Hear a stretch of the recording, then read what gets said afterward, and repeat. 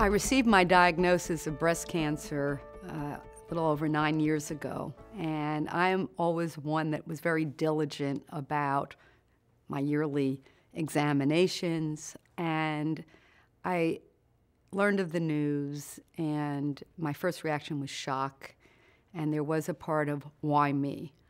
But then I went into full mode of, I'm going to beat this. I am not going to let cancer get me down. And my cancer treatment was very complex. Fortunately, it occurred the year before I was Chief Justice, and my colleagues were wonderful about it.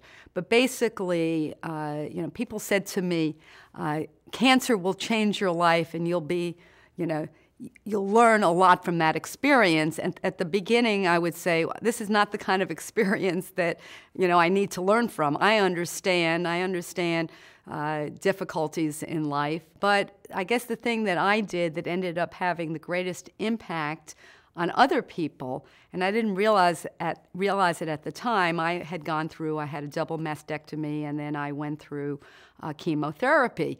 And like everybody else that goes through this type of chemotherapy, I lost my hair, and I got this great wig, and that was my plan. I was going to wear a wig on the bench. And the first week of oral argument, when I went on the bench with a wig, I kept on worrying. I said, what if it gets displaced or it's going to fall off? And then it was September in Tallahassee, Florida, and it was hot and it was humid, and I was uncomfortable. So I talked to another judge who had been through breast cancer, and I said, what do you think about just not wearing the wig? And she said, you do what you feel comfortable with. And I decided that that was who I was then.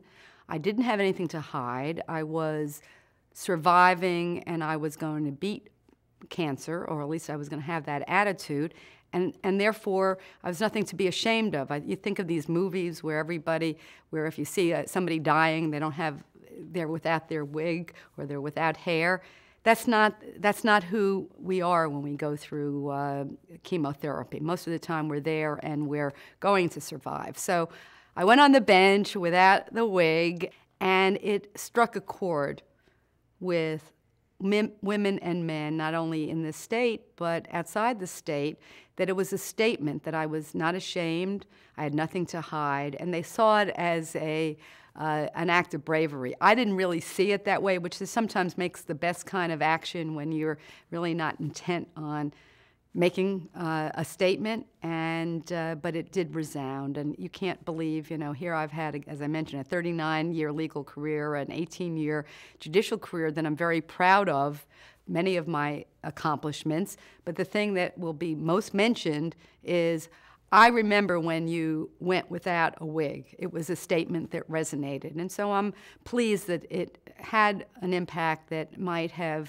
helped other women and men in coping with this disease that's dreaded when it's diagnosed, but there is life after breast cancer and any cancer.